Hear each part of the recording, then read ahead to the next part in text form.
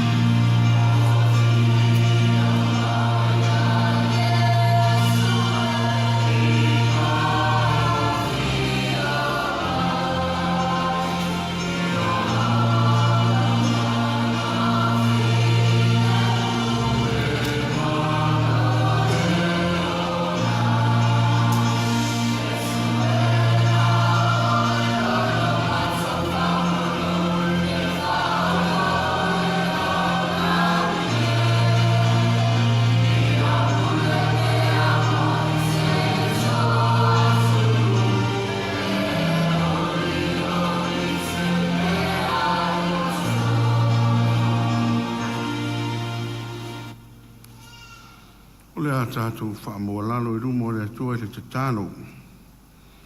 Tātou tāno whaaftai, saunia le suia Nazareta, atu sena, saunia se sui mai Palestina, ma le talo manaonga, saunia se sui mai Samaria. Tātou wifo matalo I le atua.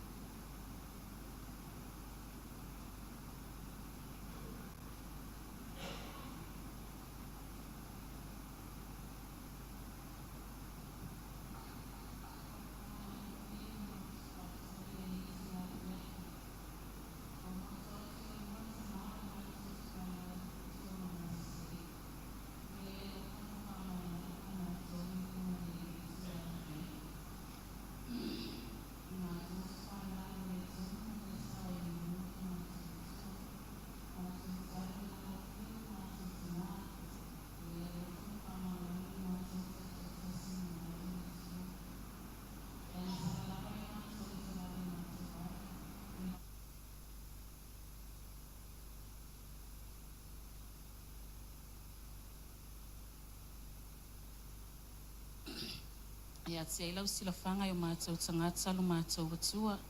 Mātou puno watu le nei tū la whiawhio I mātou lawa se whanau. Se maanga sala I o luma lo mātou tamā.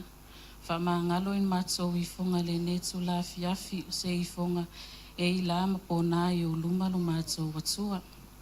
Wha maangalo I mātou taito tasi tamā.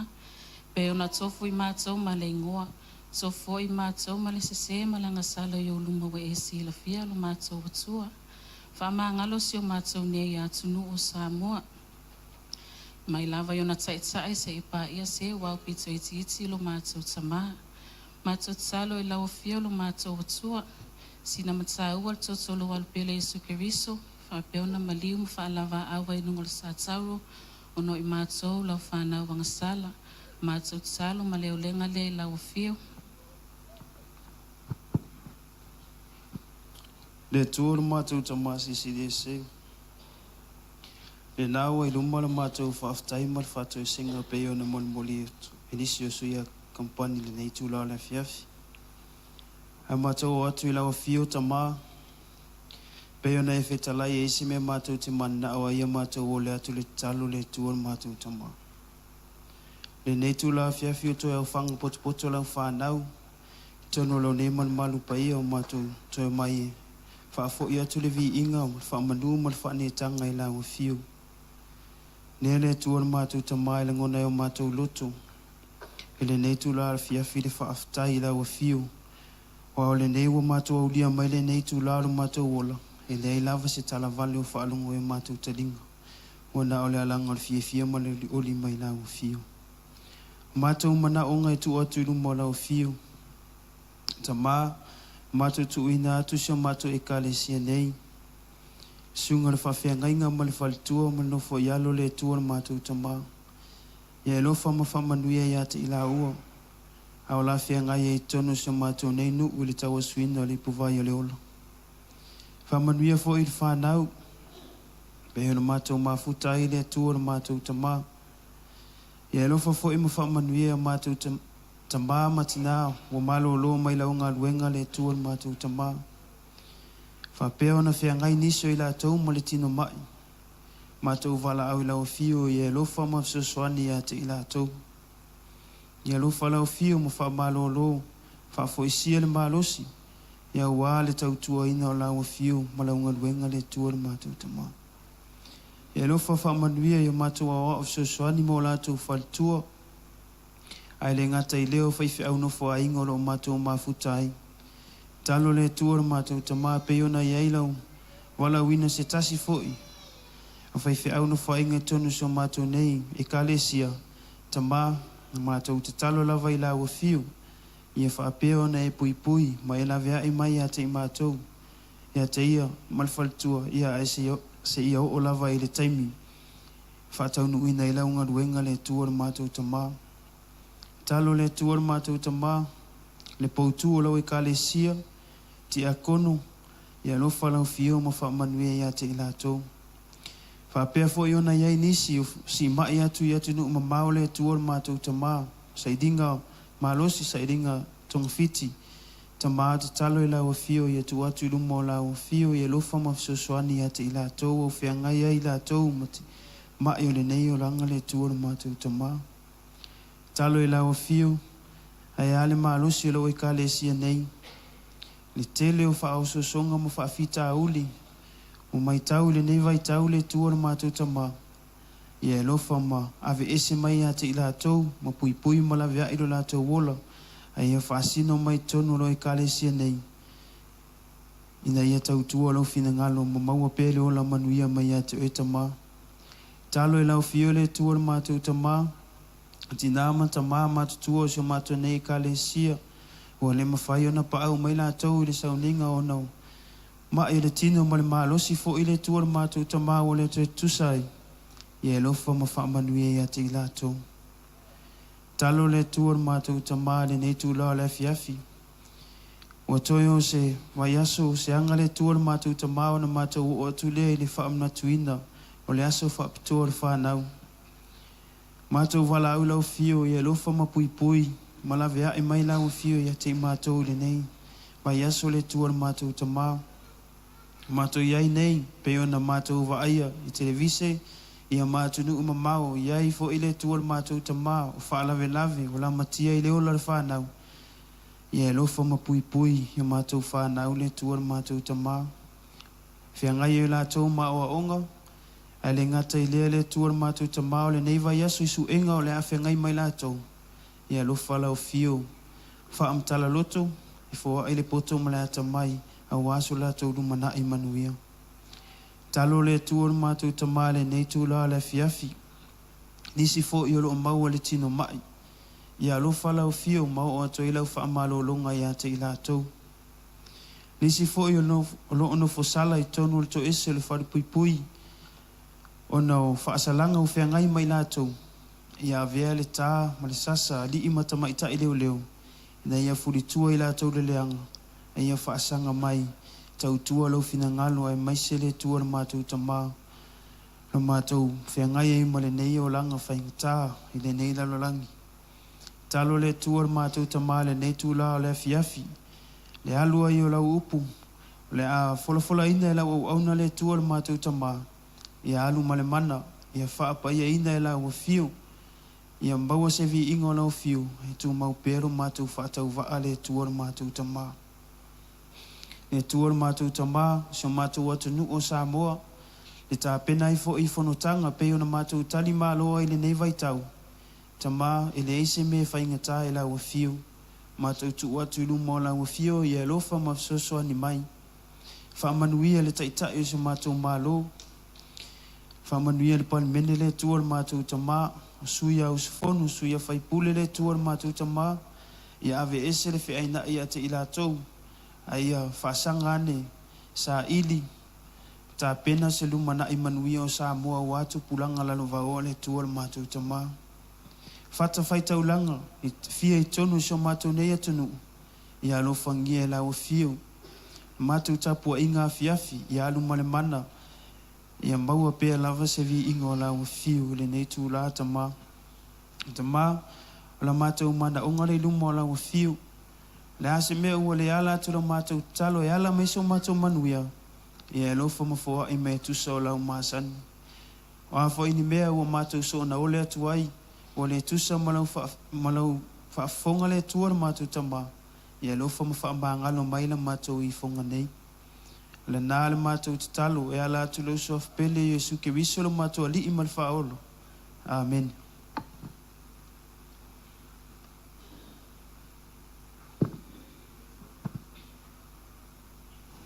Tu foi whaafonga tātou te pāu le langi, e tātou tautalonga le a fiafi, ai whaneo le nganga whaatai, ia e sui sa whai mau tātou sui, ma lo talo, ma o lunga pēra vi inga o le atua i lau tau soi fua tautua, ma lau tau soi fua talo i le atua. La tātou te pese i le atua, pese u Sāmia Palestina, pese se lau whaasu mo whaa, se lau whaasu whaa pese.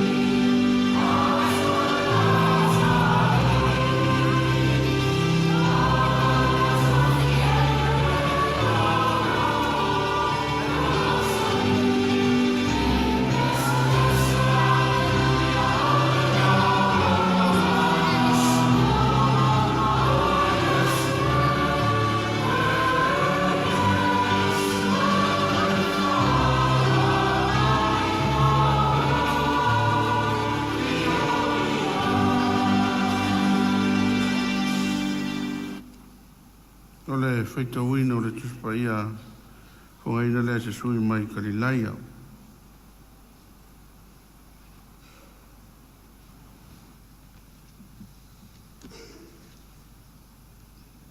O le whaitau ina na whionga pa ia le atua. Tatou tusi whaitau. O maua mai le ia mātai o mta apu luas fu matasi. Mātai o mta apu luas fu matasi. On whai upa luas fu matolu se whaangata mai le tolu fu malua. Toi whafonga. Mātai o mta apu luas fu matasi. Whai upa luas fu matolu se whaangata mai le tolu fu malua. Tātou te whaitau whela fulafo ai. Ua ulu whale atu ia i le malu ua wao ona o mai ai lea ia te ia o le o si taulanga sili matoa ina o le nuu ua whapea mai o le a ea le pule e te whai ai nā mea o ai foi nana tu uina atu ia te oele nei pule.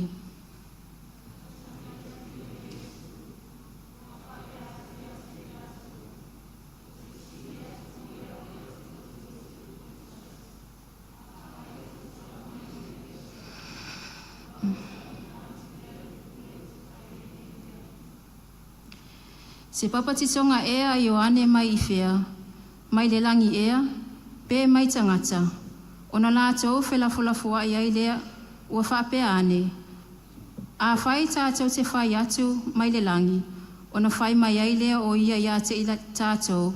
Se a fo i le mea tau te le i tai tonu ai ia te ia.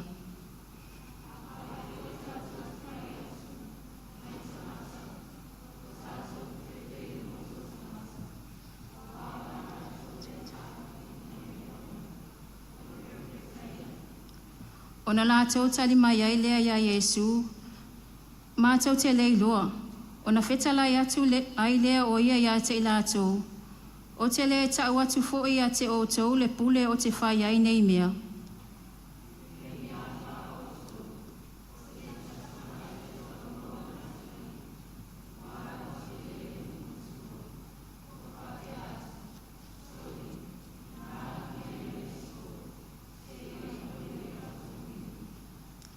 Ona tali mai ai lea o ia, o te musu, ai muli ane ua salamo o ia, ua alu.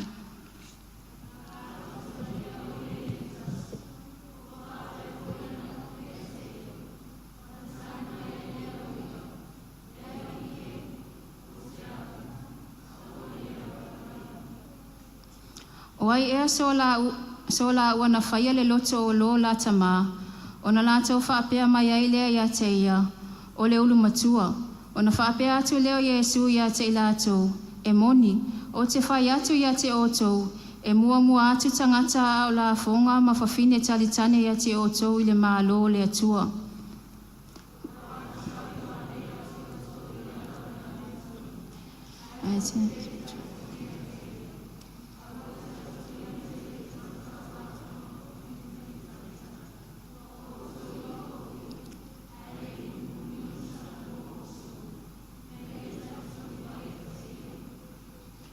E sa whamonia mai le atua le whamamlama atiri upura na whionga o tātou whaitau ina nea whiawhi.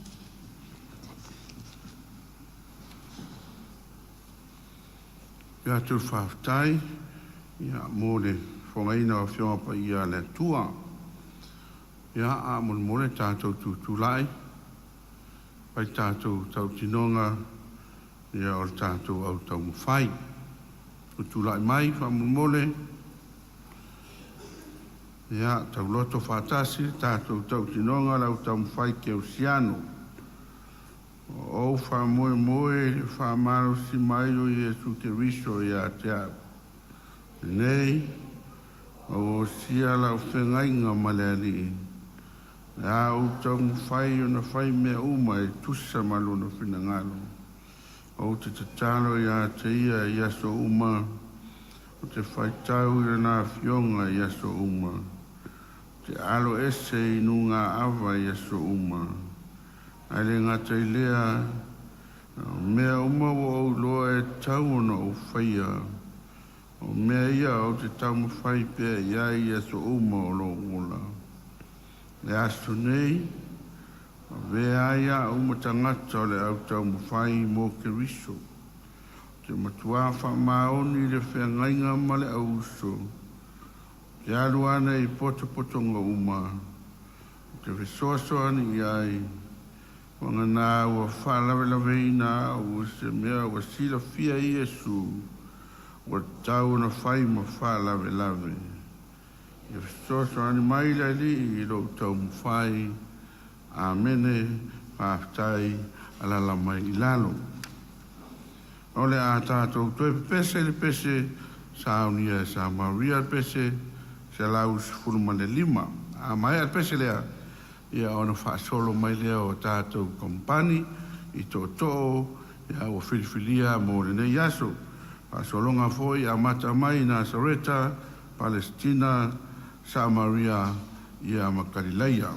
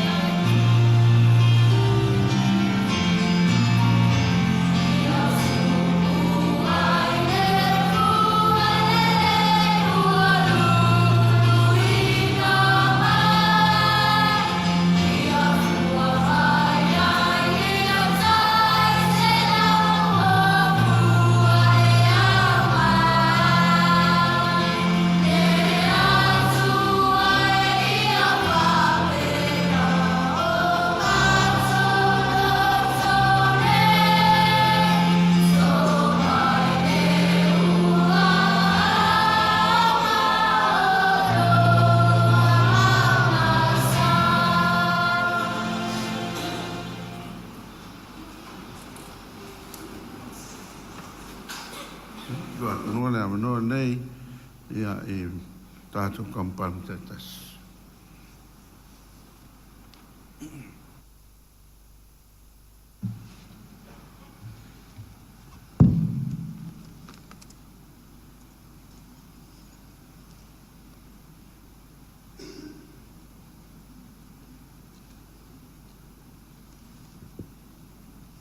Ia o te muai whātālofa ma o whātulu watu i le suafa manmalo Iesu Keriso o le whaaolea o le au kampani o le taitai o le ekalesia ai maiselo tātou ainga lotu le nei afi. E whaafo i pēle vi inga ma le whaafitai le atua o na ua mawhai o na tātou o na taitai fia mai lo o tauso i fua ma so mātou wola i le nei afi matangu fie. Ai o le āwhanga tonu ia le malama, i le aunga o lo utula i atu, e whai e ia o masuyo Nazareta, e whaasoa atu ai se manatu, i le vaenga mua o whaupuina e whaapea, o mana unga, whaaleta mao le atua, ia whaatinoina. Po se isi whaamatalanga whaingo fie, o le fina ngalo le atua, e tatau na whaatinoina. O le fesili, o ai o loo aunga tonu i ai le nei manatu, ua tuuina mai, o mana unga whaaleta mao le atua, ia whaatinoina.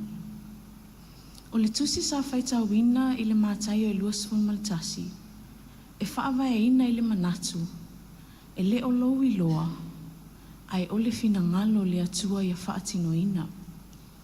Whai mai ina ua ulufale atu Iesu i le malu. Sa fesilingia le awa saulanga le pule a Iesu. Ua ia whaatinoina ai i pāvenga, o le whaamalolo ina o mai, o le tutuli ina o te moni, ma isi ngaluenga mamana le ali o Yesu Keriso na maufa ai le toa tele. O le fesili o fesili ngia ai Yesu ele awa saulanga, ele o se fesili fia mala malama, ai pe e fōlinga mai, o se lui, po o se fesili e tofo ina ai le fina ngalo le tamaa, ua whaatino ina i Yesu. O le fesili ele awa saulanga, na i loa ai lo lato fe me ai meisi o le popole tele, ina ua lato wa aia ma mautinoa, ua tele a wa onga po tu la fono, ua suia ele ali o Yesu. O se whaata ita inga, o se tu la fono na suia Yesu, o lo o maua lea i le tusia Ioane e balu, a o lona foi upu e lua, se ia o sifuma le tasi, tu la i maina sa reta whamole mole. Ioane e balu, foi upu e lua, e o le sifuma le tasi, tatou fai tau wha tasi.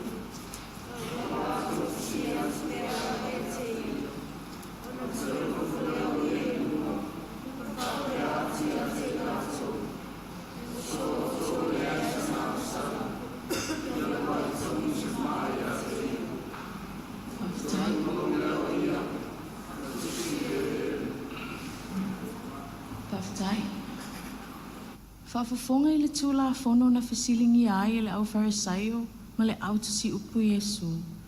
I le whai upu e 5 o le tusi sa whaitau wina whai mai ua poloa i mai Mose ia te i tātou i le tūla whono ia whetongi i maa o e whaapea.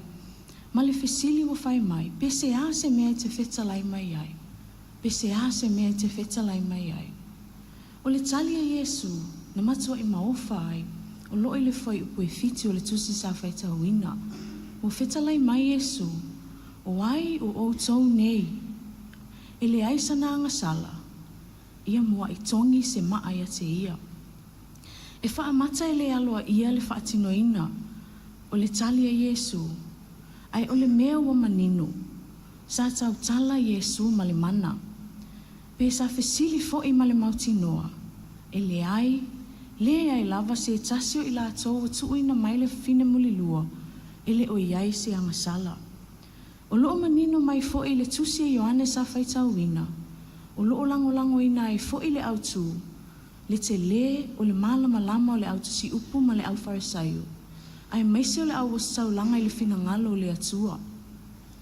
Ai o le whaafita auli, ua na ona fia i pepese, ma la aunga i le fina ngalo o le atua, ai o loo misi a atua le whaatinonga. I le mātaio e 23 whai upu mua e o le tolu, whamalmole Nasareta. Mātaio e 23 whai upu mua se i whaangata mai le tolu. Ia.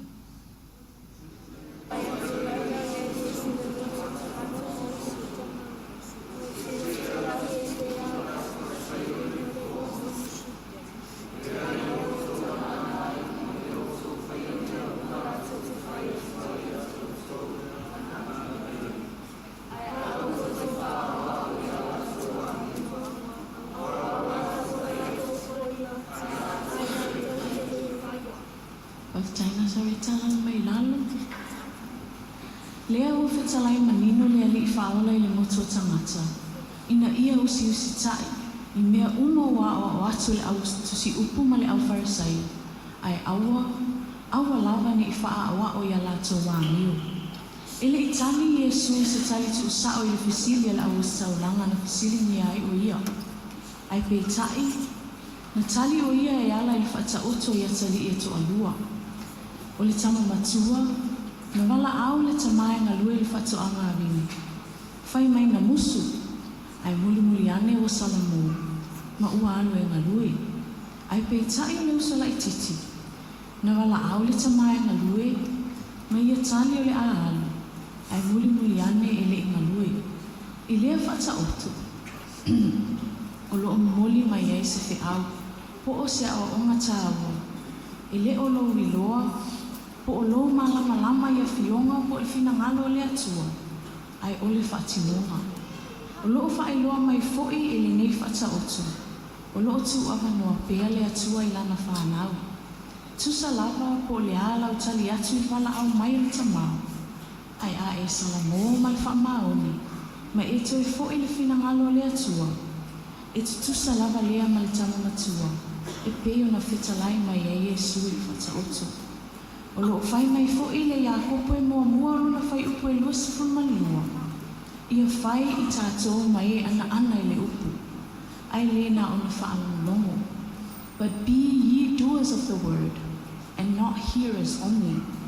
Le tātou a inga kampani le nea fiafi. O le tali, o le fisili, po o ai tonu lo whaatau iai le autu. O I tātou lava. O oe maao, o le atalii, ma le afine whaapelepele o le atua. O le a lava se mea o wala a wina ai oe maao le atua. I tutonu o lo a inga, o launga luenga, ai maisi o lana I kalesia. Ua mamoli mai I le nei fe au I le nei aso. Le fina ngalo le atua. Ia tātou salamo ma le whaamaoni. Ia tātou folanga I le I whaatinoina. Ai ia a matatu nei. Una tātou whaia le fina ngalo le atua. I le suafa man malo Yesu. Amene. O le a whaalau te le ina le manatu. I le pese. O le au suina ma whaautuina I whaapea. O Yesu o lo wala au. Whaalongo au e langona. Whaalongo I lona siufufunga. Yesu o lo wala au nai.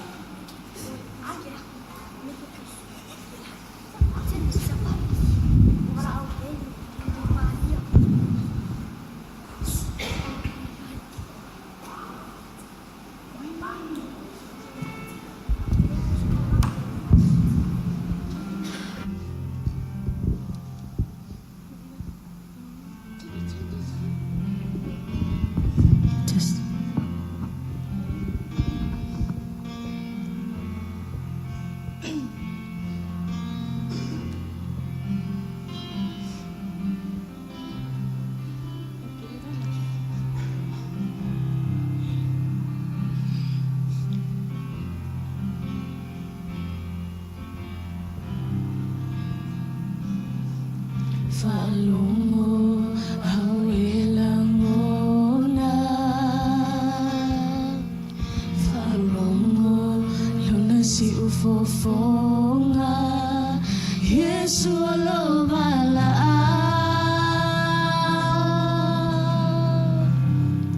Yesu alo bala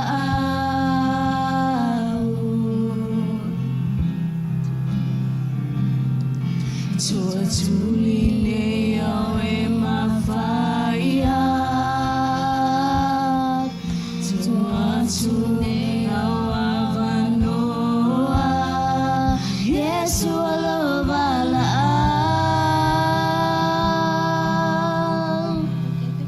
Yesu alobala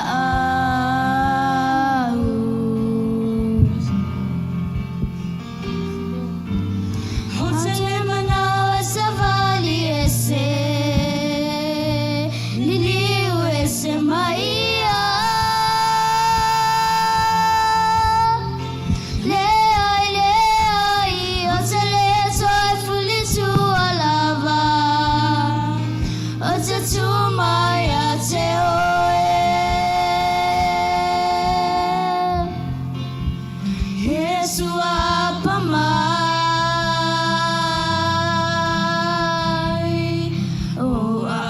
te malusia.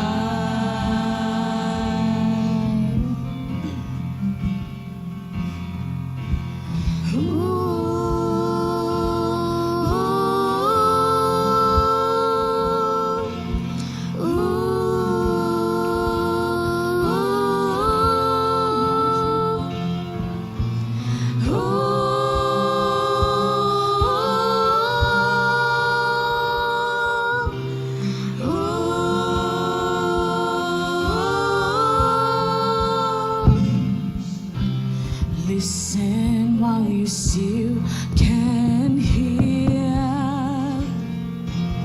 Listen while you still can hear the Master's call. The Master's calling.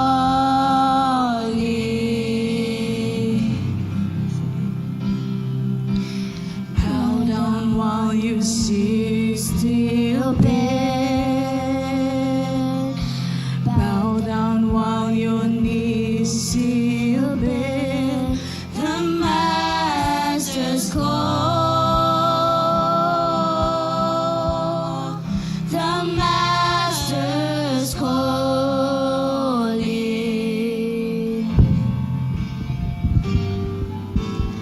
I don't wanna walk away from here.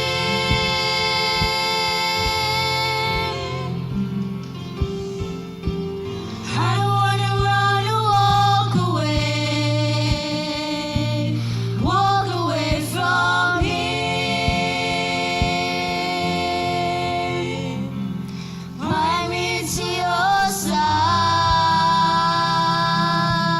Bind me to your side. Bind me to your side.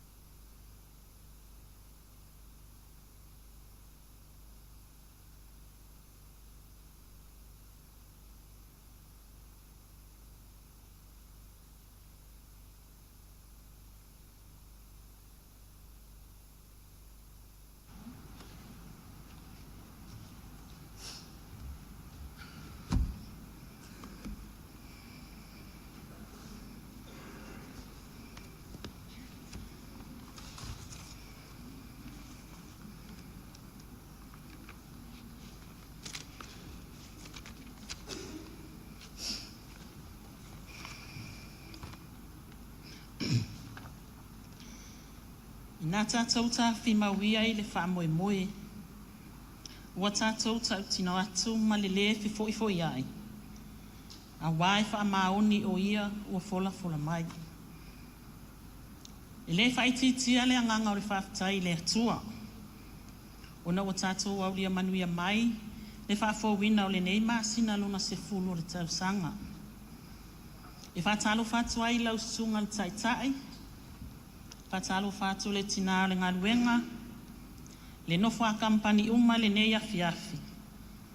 Ma lore soifua ma le folau manuia. E mua ona fia whaafou, la matou mafutanga ma le atua. Ai le I whaali se manatu e winga le maenga, ua whaasino mo I mātou.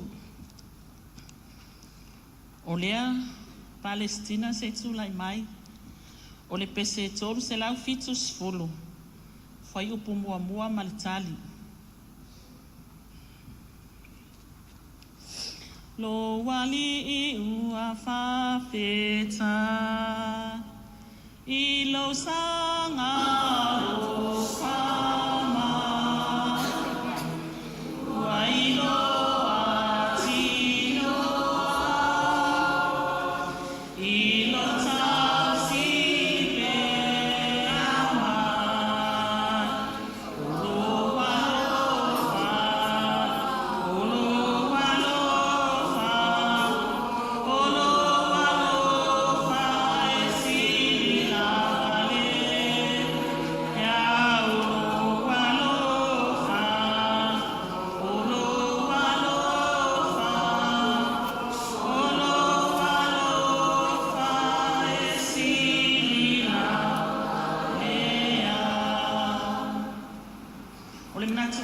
nei afiafi.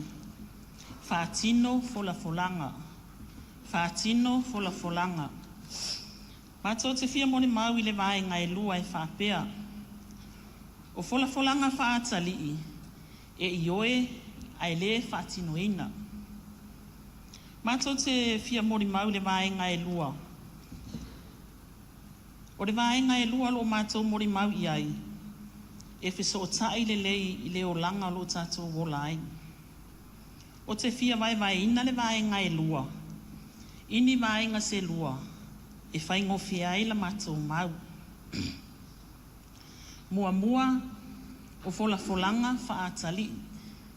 O folafolanga whaatali. E tele folafolanga o loo mori mau I aile tuspa ia. E pei o le tala ia noa. Malona wala awina e whau le waa. O le tala ia e sau mai a kopo. Malola ta mai a isa aku. Ai o le mato whao ngā ina le wala awina o aper amu. E le atua. Ina ia tu ua lo na nuu. Matangata o lo na nuu. Ai alu atu I le nuu na te whaasino ia te ia. Pei o na mori mau I ai. Le ke nese whaamon mole Palestina se itulai mai. Ke nese sifuru ma le lua, whai upu mua ma le lua. A ua maua, whai tau o a fionga pa I ale ali.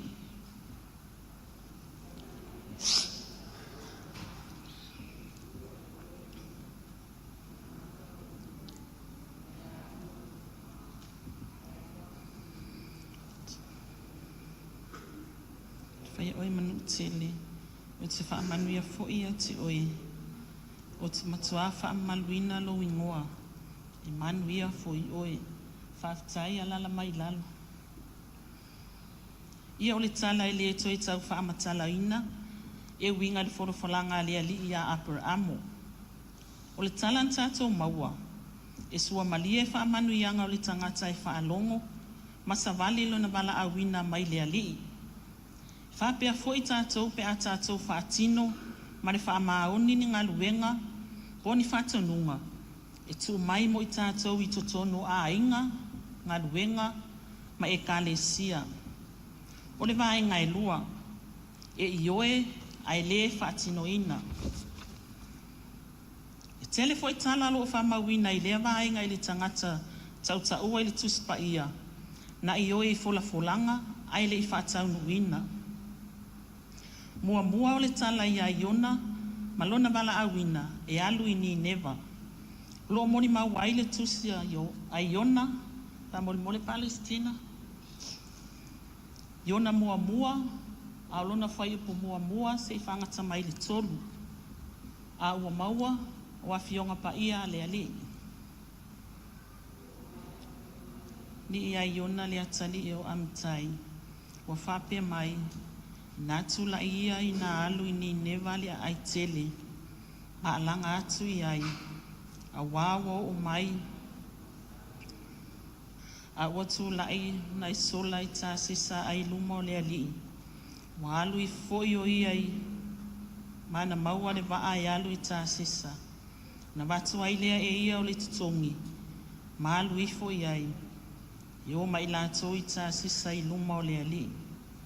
Ia o le nā, e le mawhai on tātou lafi, pe sola I luma o le atua e ala I tātou wala awina. O le iunga o Iona, ana le lafo ina I le sami, e le toa le matangi. Whapea saulo, ina ua polo ai, Ia i le atua e awala atu ia Samuelu. Ina ia wha umatia Ameleka uma. A ua ia le whaatino ina le folfolanga. Ina ua ia whaasao ina le upu a kaku. Ma maa moe, ma povi e au pito le lei. O le whailonga o le tangata ua le whaatino ina lo na wala awina. Ma le whaatonunga le atua. Le i u le lei foi, nana taunu unga. Le nofa kampani le nei afi. O se whaamalu si au foi le nā mo i tātou. O se wala awina, o se folanga mai le atua. E le vale lo na taui. E sau whaatasi polo a inga, whaatonunga, ma folanga. Ma ala tō manuia mai le alii. Pei ona mori mau ia i le whata o tō mua, a lona whai upu e walu, ma le iwa e whaapea. Lo watali i e, whalongo mai ai lea o atu a lo tamaa. A wa fo e te tūla fo ina le upu a lo tina.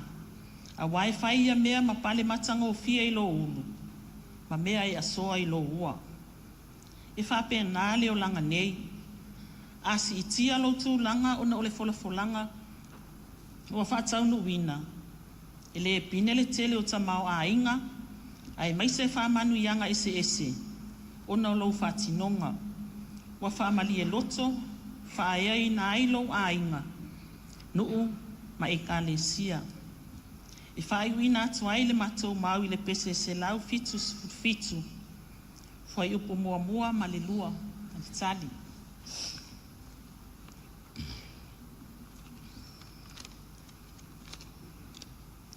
Ngā lue ia se ia umai. O lo malo si tau ma wha. E mulimu ni a Yesu. Sa ia le wha fifi. Le mu.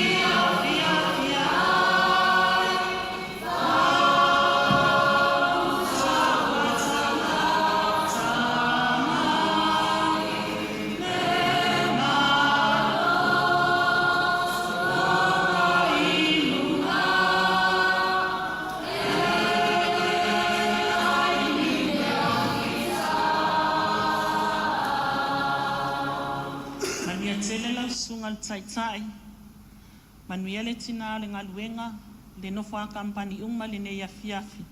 Amen.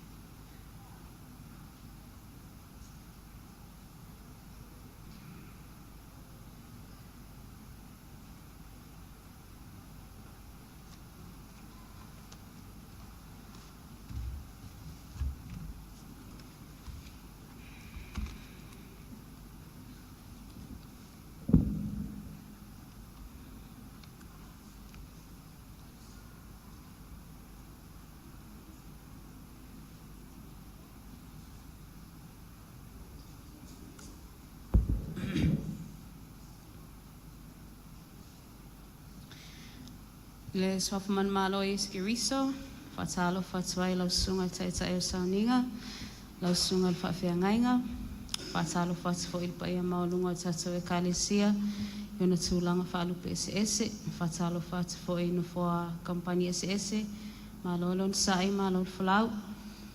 E tu sai male manatu au tu o le nei whafo wina e whapea whaatino folanga. Walk the talk. Mātou te whia moli mau atu I le vaenga lona tolo e whapea o folanga whaata lii e le ai salamo ma whaatino. O folanga whaata lii e le ai salamo ma whaatino. O loo I le whai upo e losfun ma le iwa o le tusi whai tau. O tatu tusi whai tau nia fiafi whata oto Yesu. O le nei whata oto, o se tasi whai o whata oto e whaatu sa I le malo o le atua. Ai whaasanga anga I awa o le lotu I utaia, e whaafia ami o tonu, ma whisiringia Yesu mana awa onga. O le vaenga e tolo lo mātou muli mau iai, o le tali a le atali I matua ina ua whai I ailo na tama e alo ngā lua ilo na tōwine, ai whamai le tali o le tama, o te musu. E peitai, na salamo, mausita ilo na tama, maalu loa ngā lua ilo tōwine. E se a tali mai whaapea tātou whanau, pea whaatonu atu se mea whai, a le whaatanga whai pē, e tali mai fo I le tali le isi atali I le ana moli mau e le vaenga e lua, ia wale lei, ai lei lava se mea whaia. O le tali a le atari ilon tama, o le tātou tali fo I lea I le atua. E tele nisi o I le tuspai o tātou iloa, lo lātou musu I whaatonunga po ni tala na ave iai, e mulmuli ane salamo ma whaatino, e pe o le perfeto o Iona. Samuel mau isi vaenga lea ilona lua, ilona musu e alu ini neva, e peitai, na toi whaalongo mau sta Iona I le atua. O le so o Yesu o Simona Peteru, ina ua whaafiti ilona le iloa o Yesu Kiriso, au whengai le ali I mona popo anga, e mulmuli ane salamo, ma avea matoa o le tala le lei, ia maisi lava o tātou iloa ma muli mawina. O loo whaatusa Yesu le tali le atali I ulu matua lea loo whai mai le vaenga I tolu, o le tātou autam whai le nea fiafi. I le awa o la fonga, ma whawhine tali tani, po tangata anga sala ia I le talitonunga le lotu I utaia. E ui I ala tau anga sala, ena la tau sala mo, ma whaalongo ia awa onga Yesu, ia mai oane le sa mua mua mai a Yesu. E o lava le tusi tala o le tatu tusi whai tau, o mātaio, o se ao la fonga, o se tangata e anga sala, ena sala mo, ma muli muli a Yesu. Mātou te fia muli maula I le vaenga e tolu, lea, I le tā ua o le tali atu I le wala au mai o le alii, le tā ua o le sala mo ma whaatino, le tā ua o le whaatino folanga. Se tutu lai mai tato kampani sa Maria whaamon mole. Tato tusi whaitau mua mua, tusi e perfeto Isaia lona mta upu mua mua, whai upa sfulu ma leono, whaangata mai lua sfulu. Isaia mua mua, whai upa sfulu ono, whaangata mai lua sfulu. Maua whaitau o fiong pai a le atua. Ina whaamama ia o tau, whaatea ese ia o tau ngā luenga leanga ia o luma, so ia to te whai me leanga. Ia o tau whaama sani le ami o le lei, sa ili ia le whaama sinonga. Ia o tau whaasa o ina le ua sawa ina. Ia o tau whaama sino I le ua mātua oti. Ia o tau whi nau mo le whawhine ua oti lana tani. O loo whapea mai le lii, o mai ia, Ina tātou filifili ia, e ui lava ina peo ofu mua o tau anga sala, e sisina ia e peo le kiona, e ui lava ina mua ia e peo le ia ula ula, e avea e peo fulfulu maa moe, a whaito te ngawa I mai, tau te a ai mea le leo le lau ele ele, a whaito te le ma whawhai ma o tau fau vale, e wha umatia ai o tau I le pelu, a wā o whetala mai ai le whafonga o le ali. Tusi lona lua, mō mai le tanielu mta upo e wha, whai upo e tolus fumal wha, I le tolus fumal fitu. Tanielu e wha, whai upo e tolus fumal wha, wangata mai tolus fumal fitu, whai tau.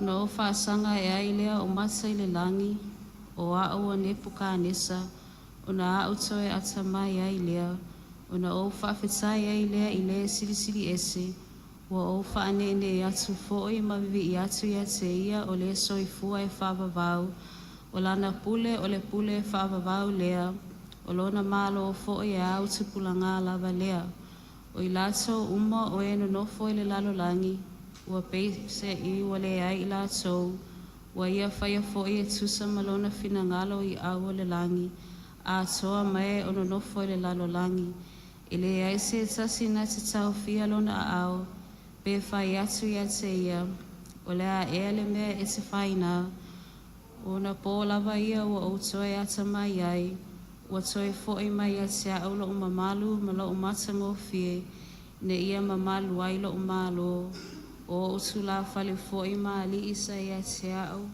o la tausa ili ia te au. Ma ua whaopopo ina mai a te au le mamalu e tele, o le nei, o a o ne puka nesa, te whaamanu atu, ma bibi I atu, o whaane ne e atu le tupua le langi, e whaamaoni ana ngaluenga uma, ma o na ala ua tonu, na te mawhaia fo'i o na whaamaua laloina o e Savavali ma le whaamaua lunga. O le tusi rona tolu, bo maile le e feso e wha, e feso rom tau po e wha, whai pas fulfitu e o luas fumal wha, e feso e wha, whai pas fulfitu e luas fumal wha, whai tau. O le nei, o te whai atu ia te o tau, o tau tino atu le nei mea ona o le alii. Aua tau te toe Savavali whaapei o nu whaapaupau, o e Savavali I le valea o la tau loto. O loo whaapau uliulingia la tau mawhau, o le liu e seina I la tau le ola o I le atua, o na o le valea o ia, o na o le maa o la tau loto, o la tau le langona se mea, ua tuina asu I la tau le mata isu, e whai mea le anga umalava, ma le tuina nau iai, a o tau, e le whape na o na o awina e o tau ke riso, pe a whai e moni ua o tau whaalongolongo ia te ia, pe a o awina fo ia te ia, pe o na iai le upumoni ia Yesu, ina ia o tau to ese le tangata tuai o lo ua leanga, e tusa ma le amionga whaana mua, e tusa matuina nau e whaasase ai. Ai peitai, ia toe fuata ina mana o tau loto, ma ia o ofu o tau I le tangata fo ua whaia e fōlinga I le atua, I le amio tonu ma le amio le le e whaamaoni, pa le tusi muli mo mailele Evangelia Luka mata upes full 5, whai upe tolu al fitu. Lukas full 5, whai upe tolu al fitu, whai tau. Nufetala Yesu aile o e nei fata oto ia te ila tou, o ai e aso oto e ana ma moe se lau, a whai e le iloa le tasi, e le tua e ia le iwanga fulu ma le iwa I le vao, a e alu masa ili I le ua le iloa se ia maua. A maua ua whaafuata ma le oli, a o atu fo ilona a inga, ua whaapotupoto ai ana wo ma e tua oi maia, ua whai atu ia te ila tou, ia tātou oli ia māu, a wā ua o maua la uma moe na le iloa. O te whai atu ia te o tou, e whaapea fo i ona tele o le oli le langi le tangata anga sala I to atasi e salamo, ai titi I a mi o tone to aivanga fulu ma le to aiva e le tusa I ai le salamo. Whaftai kampani Samaria lan mai lat.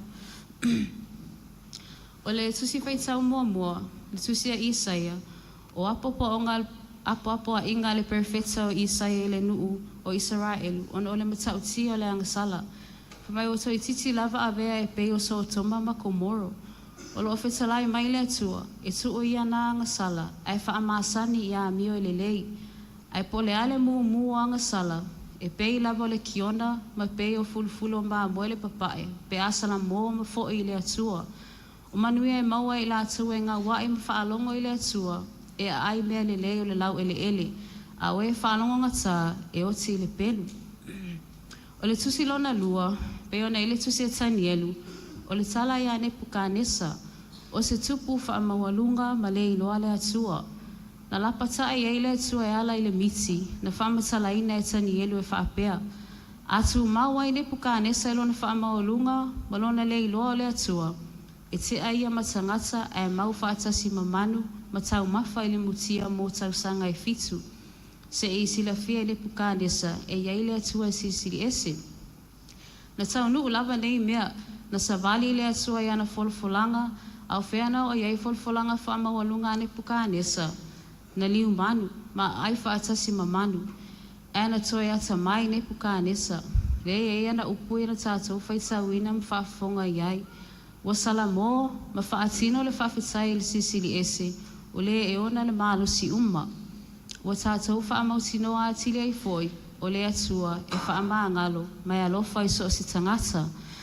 O le tusi lona tolu i le Efeso, o le tusi a Paulo le ekalesia i Efeso, e apo ai atuai i la tautu maanga whaapaupau. O le maalosi o le valea, e maafua ai le maa o le loto, ma le langona le finangalo keriso. Whaapei fo i o le maa o loto tusi upu ma farisaio, le mumusu e talia awa o ngā Yesu keriso. Au tangata umma o whaalonga mo i le awa o maio keriso, wala ngona le salamo, wa whaatino e ala i le ofu i ofu fau, ma tangata fau e fo linga i le atua, i le ami o tonu, ma le ami o le lei wha maoni. Ma le tusi muli o lo muli maua i le evangelia o Luka, o le wha manatu o Luka, e wha maoni le alofa o le atua ia i tatou umma. Tusa pe le iloa se maa moe se tasi mai maa moe e se lau, e tu ua e ia le iwa sfuma le iwa le vao, e sa ili le maa moe e tasi se ia maua. A maua foi, e wha afuata ma oli oli. O le wha atusa leo le atua ma lana sa ili mai lana wha nau.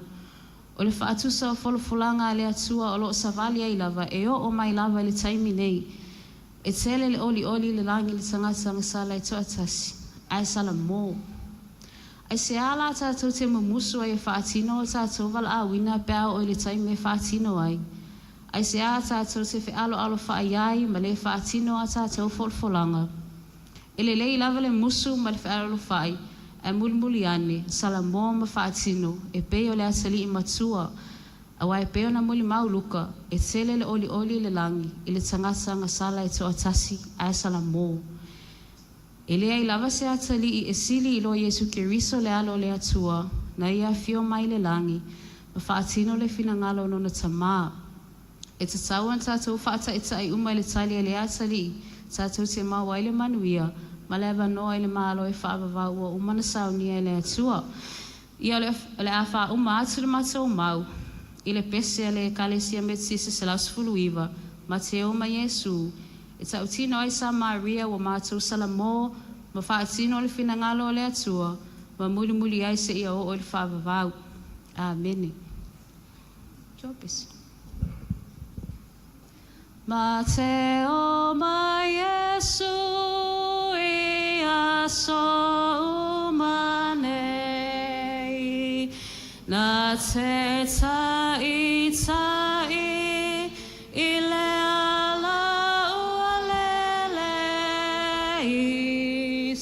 se me e whai au se muli ai, o se fina lava o se le vai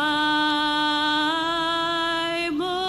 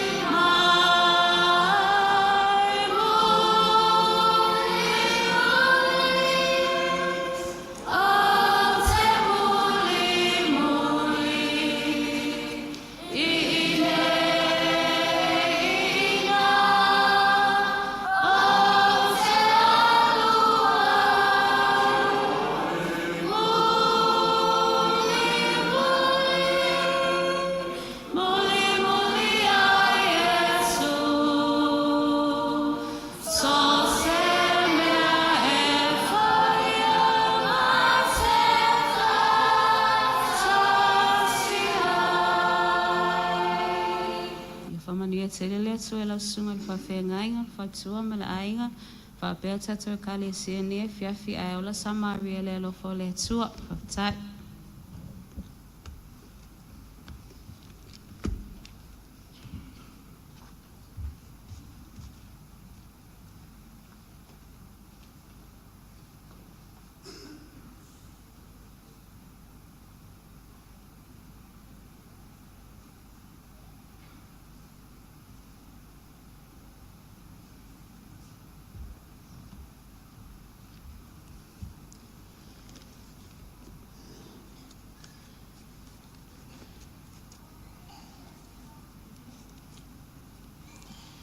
I le suafa man malo Yesu Keriso, le au le kalesia, whaatalo whaatuai lau sunga i taitai, whaapea nofo a kampani le neia fiafi. Ai o kampani le neia Kalilaia, e fia mulma watu i le manga luna whaa, e whaapea. O whaatino au wholofolanga, o whaatino au wholofolanga. Ai o manatu au tu o lo whaapea mai, whaatino wholofolanga. Walk the talk. E tele mano noa i le tu a inga wholofolanga o lo femilo sai lo tātou soi fuanga i aso whaiso. E iai wholofolanga mo se lumana i manuia, ma le alu i luma o se a inga, nuu, atu nuu ma le e kalesia.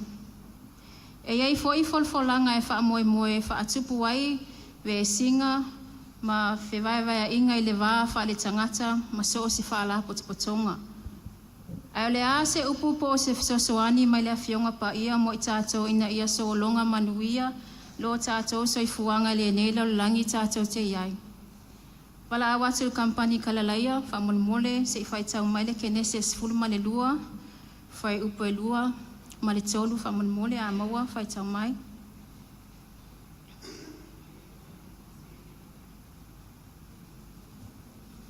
Kenese sfulu ma le lua, oi, kenese e lua, sorry. Oi, kenese sfulu ma le lua.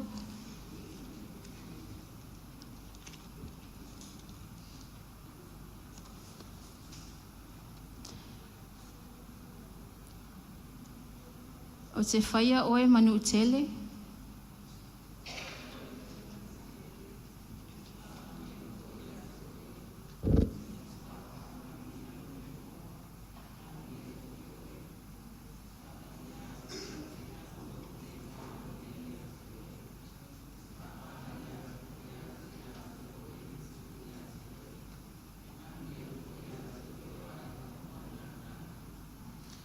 O le wholofolanga lo tātou atua i le tamā o whātua atua ia apera amo. Manino ma malama le lei i le talaanga o le ngafa o apera amo, ma manuia na wholofolo i ai le atua. Le lava se mea o nā wholofolanga i le itaunu. O apera amo lava lea sa tupunga mai ai ta avita, ma Yesu Keriso o le tupo le langi ma le lalolangi. Sa maliu ma toi tu mo lo tātou man malo. Si whamolmole Kalilaia te whaitau mai Iosua e lua, whai upa esfulu si whangata mai esfulu man wha a mo whaitau mai whamolmole.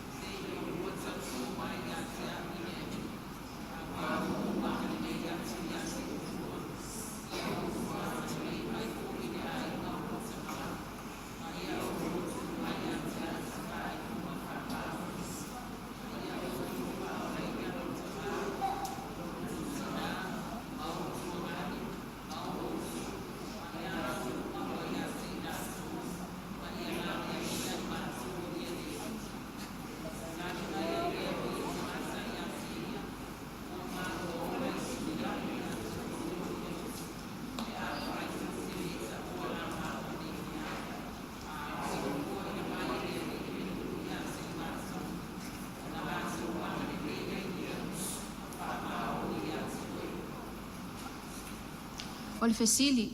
Na tau nuu le whalafolanga tau le lea Israelu I te olua sa whaia rā awa.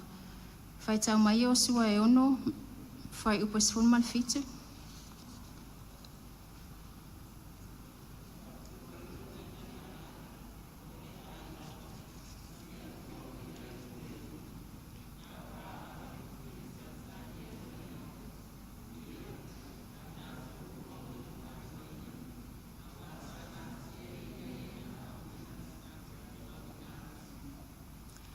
O le whalafolanga na tau nuu o na sa fuafua whaatasi ma le alii.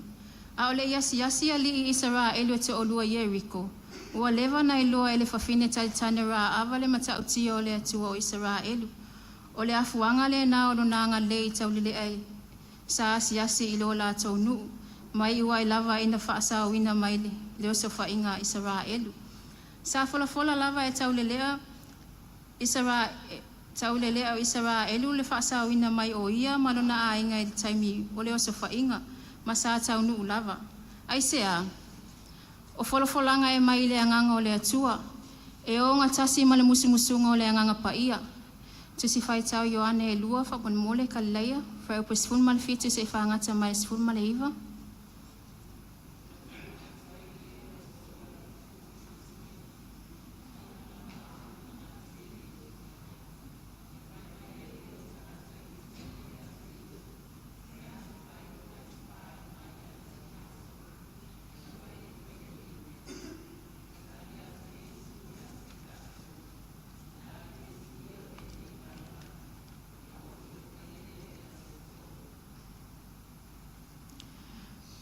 O le tala malama le whawhetau inga o loa I le malumalu ma ua avea ma maaketi I le silasila le ali.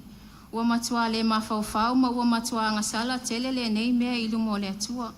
O lea sa ia sasa I whafo povi ma fuli ese lau ono le ti ngā o na finangalo.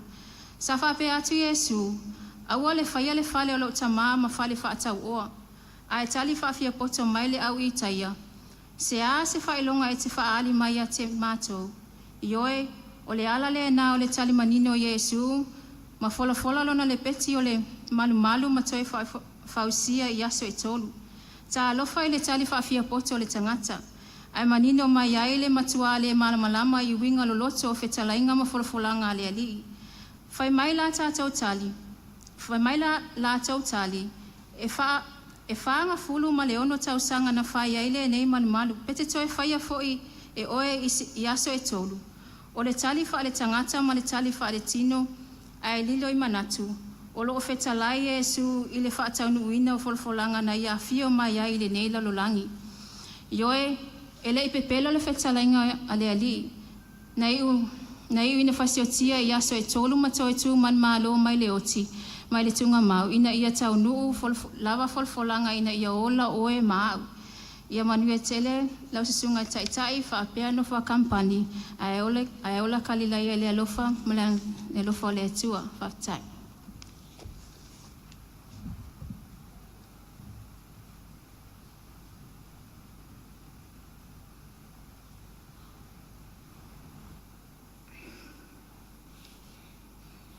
Ia manatu ua tele le tamau inga whalenganga ua whaina whasoa mai I tātou toto, ia o sui foi o tātou kompani, ia wāne ne iaso, ia malana au tau mwhai, mana tue lea, ia ele tue tele se whao popo, ia na une, nai manatu lawa e, atili ai o na mautu, ia manatu au tu o le ne iaso tusa male, tusa lau tau mwhai, ai mai le mana tau tu whaatino wholofolanga. Whaatino wholofolanga. Walk the talk. Ia, e le toi tau whamatalaina lea manatu, malama wai tātou. Ai nā o sina whamatalanga tutel ni asonga le mōri mau ale whai wanga lia o mātai o lea o vai aso muli le nei ia o le ngā luenga ai usi keriso ne ua o Yesu Jerusalema ua alata fo iona vai aso lava ia ua tāpena ai lona maliu mantua e whai maile mau ala au whai avangelia ole mea pito onga lea na whaia Yesu na matua manatu ai loa ia tai o lotu tai o watau na whasioti o lona whaamamaina o le maru o le upu whaamamaina o le maru ia o le upu rei sa o le lei a o le vai tai o lotu iu taia ia ua whaisi ma losi telere a mio Yesu o whai ua ele ngata whamai ua furi e Yesu o laulau mo mea sa whai e whatau inga sasa foi mai lātou i na maia tuli whafo malana tala ua utou whai ale whale o lok ta maa maana o e whao mea uilea nā lea nā matai loana o lātou whisili a Yesu o ai e ona le wheau o e ona le pule na te whai ai mea nā. Te tau mai, who gives you the authority? O e whai ai nā mea, o le alau wheau e to tuli e tangata e whafo, ma le manu, sau manu. Ia, tātou malama le lei, a o teimi o le paseka, ia e to tele tangata mantua o le paseka, o le tausaminga lea e o uma ia ta maloloa o whea lawa le tū o Israelu iai e te taua ona o i Jerusalema. Ta maloloa wha mahalosia unga ia e le wha mahalosia tina ma tamaiti ia ma whai fwina o William. A whai ama mao le mea te sauai i le ma whai ona e sau ma tai mai sau asini po sau oti po sau povi e whai ei lau taulanga. Me rana, manatu e tai lotu iu taia, e whao ngā, whafo le malu i le mea e tau o le Gentiles Court, lono winga, pito le e mawhai ana no nofo ai tangata nu ese. O le malu o le pito i whafo, e mawhai ana atu tangata nu ese nofo ai. Wha solo na ngai tonu, i le mea lo iai, ni mea pito siri ma pa ia, ia matua sa na ali ese tangata nu ese ma se fafine se i tulou. Fafola i le mea, fai e nofo tangata nu ese, ia malapito e nofo ai nei tina, e ma fai ona, fai e fata wa inga. Wa e fape ma maule me te alu atu ai, ia e te tau ona sui lau tupe e peru e tau le sekeli. A fai e te latu mlau tupe te nari, ia po le alawa tu ngā tupe Roma, po le tupe Eleni, a lea e te fia whailau, kaulanga le malu, ia e whailau foreign exchange, e li liu lau tupe, ia na mai lola i o lau tupe na tau o le sekeri. Nela e whai e whatau ngā tupe ia. Ngā lua i nā, ia PSP, ma le Samoa Commercial Bank, ia whai e lato whatau ngā tupe i nā i whafo lo manu. Whai e mwhatau inga, o povi, o oti, o alama mea i le ma whai o na tai ma mao mai, ai ma whai na e sau e whatau i. Ia, whai mai wa alu atu Yesu, tiro atu. A tonua o whio lolo le whainga o le whatau inga.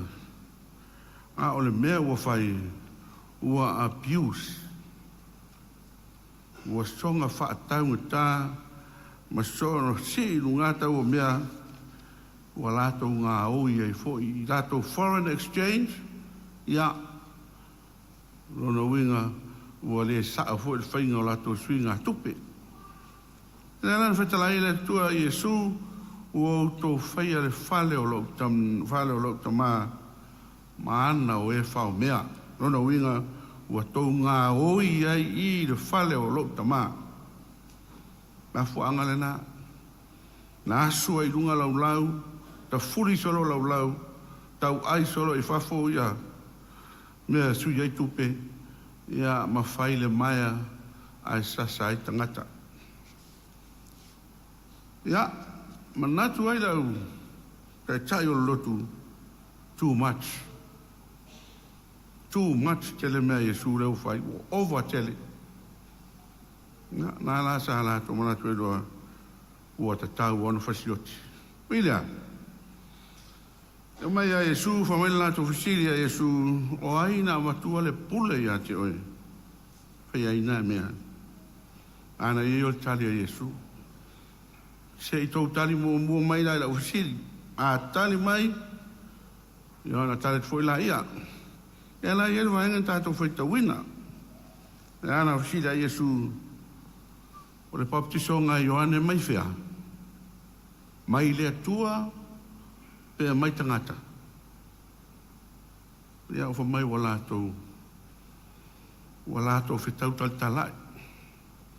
O ale me moni, o le toa tele o tangata, tele tonu o Ioane na o mai le atua. Le la tau tali ai, e o mai le atua, ia o lona winga la o sila Yesu, alala me tau tele tonu. A tali mai foi mai tangata, ia lona winga e ino sia e to tele tangata, leanga e to tele o lo talia o Ioane, tangata mai le atua. Ui lea, ia, fai mai lato tali, mau tele iloa. Tele iloa. Ia, fai mai woisu, ia, tele iloa foi poena, me le pule le nei. A fai tau tele iloa, baptisonga Ioane, o tele iloa foi po fea o mai ele pule le ia tea. Ia, ona fai e iloa le e Yesu whaata oto le sa tātou pei tawina. Ata oto i le tamama o nā tali e luto o lua. Pei maile, to ina i no nā tali matua sau e alu e ngā lue le tō vine. Pei maile tam matua te le e alu. E te leo mei e whai. Ia, ai muri ane. Salamu ad. Tamalona lua na whai alto ina tau e aru ngā lue tātou tō vine. Hai mai tamalona lua ia o au lela uad. Ai umai whono, e le al. E ana whisiri o me Yesu, o ai o tangata nei, o ai o atali nei, whai al whina ngalo le atua. O ai mo ia o le li mo mua na whamai e le aru. Ia, mai wa salamu, alu loa. Al tamaro na ruan whai atua whamatu a le la walu. Ia, o le la walu, siu, ai le atu. Ia le lana, siri o ai lana whai ale whina mai tali a tai o lotu, tamatua. Mai no me Yesu, e nā ma o tau. O tama matua lea, lea na whamai lea, tusa lea ma le au, ma tangata ia au o la fonga, ma le au taritane, ngata na lau te le Italia ina le saul, ai na alu la to salamo, la to talia ai le tala le lei, ma ua saul ma lo le atua. A o le tamalona lua le whamai na taunuma na whātu loto i na alu whamai lo e alu. Tusa leia ma o tau nā. Nai tau te ngālu lua i le loto, le tau te whai a le ai ma seisi o tau whai al whina ngālo le atua. Nona winga, sili ai, au taritane, au anga sala le nā i a o tau. Nona winga, na o le whai al whina ngālo le atua. Sao le malo lai no winga e le o le I ma le ai a o le fatino folanga ia ngana tu a ua ia mo tatou to tele yo tatou mo to inga mele na wala o to ia ale la wa ai le tele yo tangata fa pena ma ne yo tali mai lumo ma ne yo tali ai te ratunga ele o atu. Pera umala kamane te nisere masani. Man talongo o fiu e sue. Ala ho tolto e moe a leu sue se tu te talongo lo. Ia au na istangata te watua pe ia whawhenga tāna whai mai aru. Ai umai whoat. Tangata la na e uia na a matan whain tā. Ia ai na whaatino muli muli ia pina ngalo le atua. E la lea tātou au tau mwhai. Whaatino fola folanga. Ai leo le say yes. Ai moe. Le say no. Ai eventually ia ua toe salamo alu loa. Whai le whina ngalo le atua. Ai leo le vave o le tari. Ai umai le alu. Ia, ila u fwoi tiro ia i nei tala. E ui a fwoi na alu le ali mua lea ina wau. Uma sina taimi. Ai loa u hoi langona. E le i fwoi lea mea. Whai mea tu. E mo ia mana ia lea na salamo alu muri. Ai lo u fwoi vai inga. E le mana ia fwoi mea lea whai mea tu. Mana ia whai mai loa le tu le whatonunga. Alu mo i loa e le to ia nisi ma fofonga fai ai. Ia Iesu Keristo ma tala lelei ia alena mo mia tātou whaatino folanga i le tua. Ia e manui ai tātou mo tātou soifuanga tau nuu le malo whaava. Manui tātou a kompane ono Iesu amene. Tātou pese le tua il peso saunia e Galileia, pese se lau tolu sul mulfa.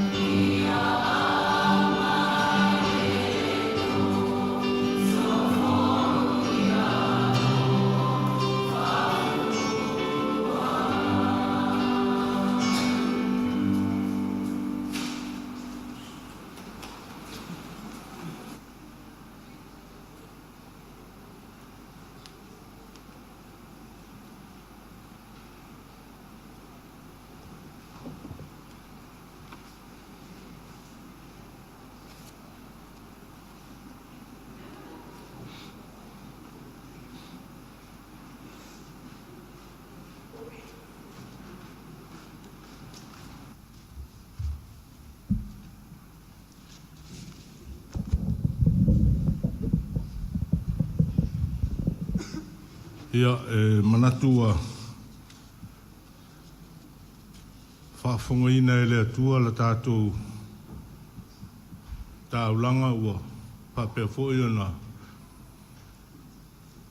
luma le manongi o le tātou tāulanga o sia ma le tāpua inga ua whaia nei le nei fiafi. Ia e le ngata i lea o le sauninga o le tāiao pe unu umawai.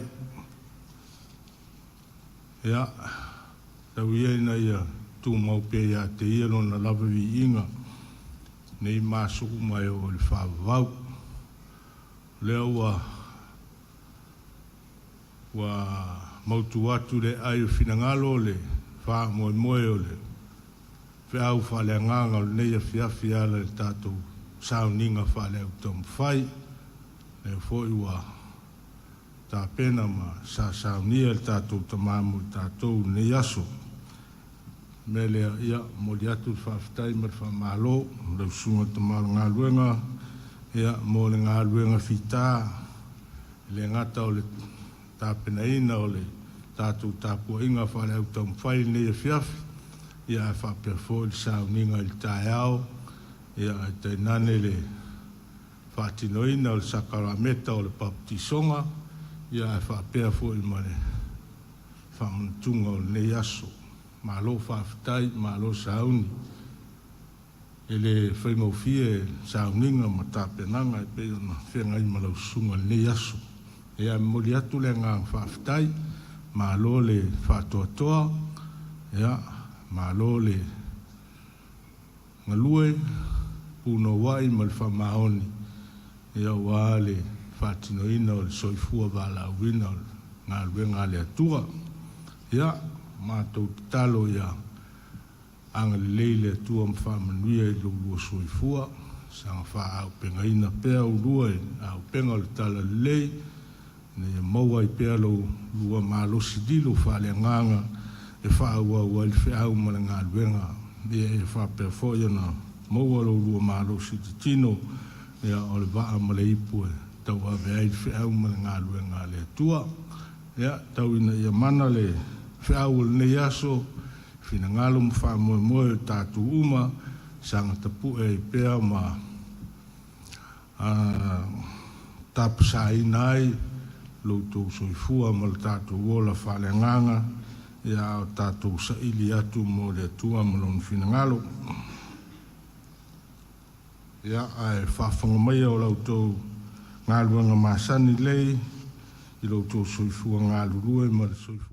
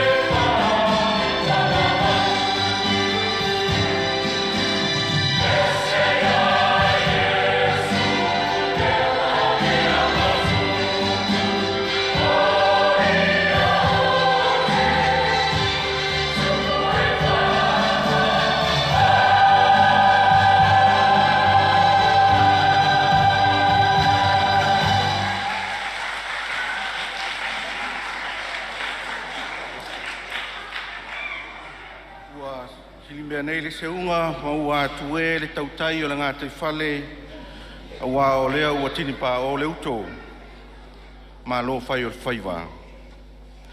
Lea ua tū mai langi le langa ali a tam whai ngā ua toe o seanga o na tātou auria leo le Kirisimasi. A o le nganga o le whaafitai e whai ai au masui o le kalesia i vai te leuta nei moli atu le nganga whanga e tia o na ua whaataunuina i le manuia le nei whaamoe moe tāua. Ie uma sa awai mai whaafitai su mai matala mai ao. Ie au whai pese uma sa auto vaa mai le nofo a whaawhengainga ma auto whaletua whaafitai taliwala au. O mawalunga le vi inga o le atua o na o pese pesenga ma siwa whaaleanganga mātango fie sa whaatinoina. E mamoli atu foi le mātou whaafitai le malo le langolangoina o le nei whaamoe moe. E lau sunga le li pāle mia ma le mamalu o le kāpeneta. O whaululunga o matanga aluenga ma whaala potpotonga le malo. O whaululunga o company o pisinisi ma lo whaafitai le langolango mai.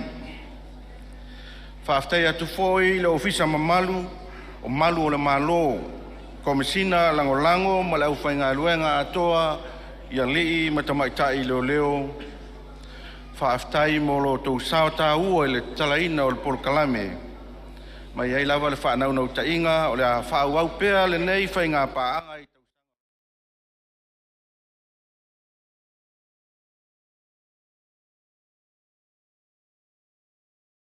talo i le atua ia lofa ma whaamanuia e whaatutumu atu loutou tamau ainga o tō sea ia ma whaamanuianga i lingi i lunga ia i lātou ia te utou tu sai ma loutou soifua ngā lulue ia ma soifua fuai ia wāle tautuaina o le whaau ma ngā duenga le tua ia onisio nai forfolanga wha sui o malo, o nua maualo o awanoa, ia o le aso sfulma le lima, sfulma le ono, sfulma le fitu o masina nei, ia o le vai aso lea la sau nei, ia o le asisinga lea mo tātou ai, ia pen whaatinoina le komiti o lo whengai ma le teuteuina o le tātou o tunuu, ia ona o le fontanga e pe ona silfia ia le fai mai nei le vai aso luna tolu o le masina le nei o topa ia o le whaamaina mea masani whaamaina o ta whaamauta ma ta whaalawa ma ta whaala ia ina ia mātanga o fie le silisila ma le vaai e asia si mai i tātou nu ia e mai se foi o le tū mālau tele ia ma le soifua malōlōina me nao mia i siʻosio maga o loutou soifua ma le tatou ola ai e lē manao mia ni tele ona seleni alu na faataugafuʻa ma mea valivali mea faapena mea tāua o laau e totō faamatagofie ai o tatou fanua ma tatou tafaala auā uma le asisiga ia ona faauaua le na tumau le matagofie o tatou siso manga ma tatou nu ia e alai teuteuga faamatagofie faapena e leo le faamoemoe foi ia uma le taliga malo ia ona faatalale foi lea ma faatamala i ai o se galuega e faifai pea ia e tau ona tatou fiafia tatou te soifua ma ola i siʻosiʻo maga mamā ma le matagofie ia e le seʻiloga e faatalitali seʻi o mai malo ona toʻatapena lea ma faamatagofie o tatou mauta ma o tatou fanua alia pea lo tatou tumaga masani o le faaaloalo ia o le tali no mafale ma le tali malo ia e ala i le faamatagofieina o le tatou aai ma le tatou nuu ia e leai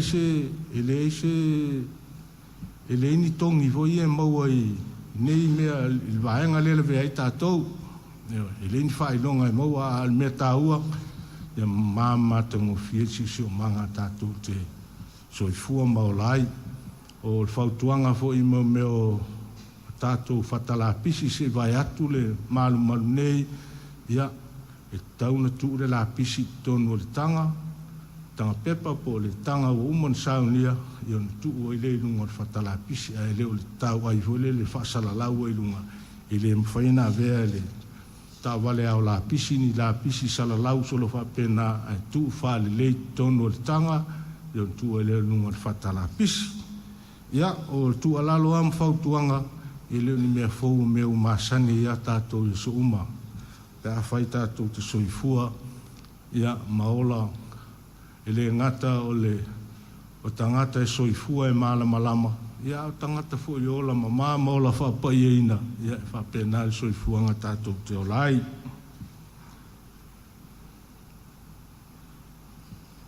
Ia, o nai whasilangara lea mo tātou kālisia ma tātou nu, ia, manuia lene yas, vai yaso ma, whenga iei ma, fuanga ma, whaamuenga, ia, le ngata i whiau ma ngā luenga, tiu te mwhaiva pe na wala ui nailu, tu sui fua mo le tātou ola, ia whapefo ia o ngā whanau, manuia le tāpua inga nai tātou tamama, nā ma tua i maota ma lawa, ia o lo tāpua ia o tātou whaiva ia so uma. Ia, manuia lau sunga tamama, tina ngā luenga, manuia le tātou kālisia le ngā leima le lofo le tua, whaftai.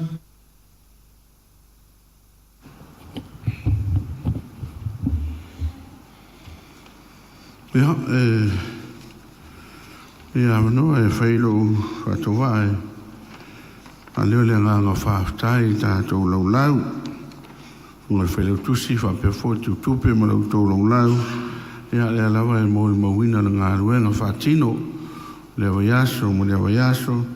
Ia mālo whaftai ngā lulue. Mālo tautua i le tua. Ia whamanuia le tua. Ia fia whaftaia ia tina sa tau wina na maru maru. Lea tātou mōi mawina. Māta ngofie le ngata o le lau whamantunga, ia o le pulelaa, ma teu māta ngofie nā. Mea nan tāpena ina masaunia, ia ere whatua ia si ai tolo a lolii, ia mālo whaftai, mālo ngā lulue, ia manuia tere le atua. Ia mea pa uia tia o le lātai au, ia o le tāpenanga o le whamantunga. Tāpenanga o le whamantunga le areto mo le waina, ia mea nan saunia o tāpena ina tina ia paua, waiaso, ia langolango sua foi mahalo mo whanau, mahalo whaaftai, mo ia mea le uma. Ia, aftai le au salevi, ia lata ui pito la au, ia foi tau sua sesi talongo loto a fiafi, ia whapena rawa mi o la au salevi, ia ai foi ai mea le lei lata o te whaia, mai se lava, waweao, ia e fiu e tau whawhangu lunga tangata tā le whaa e tau e tapena le maru maru. Ia a o tali mai ana i salevi, ia e o mai e tapena le maru maru le waweao. E le whaingo fie, ia au a lae whai ale miti e lista ngata, a lae ngā lua lista ngata le waweao. Ia mela lea a roa whaaftai tele lava, ia i le au salevi, mai se foi o siosi, ia au a mea wha leo tele leo whao ngā e tātou au leo leo me whapena. Ia, alo whaaftai i le atua. Ia, whaaftai i leo whepese mo vi ingo le atua. Ia, o le tai au mo le afiafi. Ma alo whaaftai mo si tātou tāla au ia lea ua whaamasani. Ma alo whaaftai tele lava. Tō anga e tāla au ia tile lava na le lei. Ia, whaaftai e toi foi, ia amal, ia hui ia pui pitola au, ia pue ina o tātou whainga lotu. Ia whaaftai ia toa oimano whaalo, mo le whamaina o le maru manu. Ia, taluailanga o le esa, ia inisio lau patisona umai sao atu, mai a te aula tō mea alofa. Ia, ne la o te whamawina lava, ia, o le tamaita ia laila, ia, foi mai le tōru te lau tā la, ia o tamo Iona, e toru se lau tāna, ia Ioane Junior se lau tāna, ia ma whiti ma le awha se lau tāna, tina nau mai ala tau, ia matu mai, ia te au ia mea roforu. Whanau papatiso, ia a mamole a tuai whaftai tere a.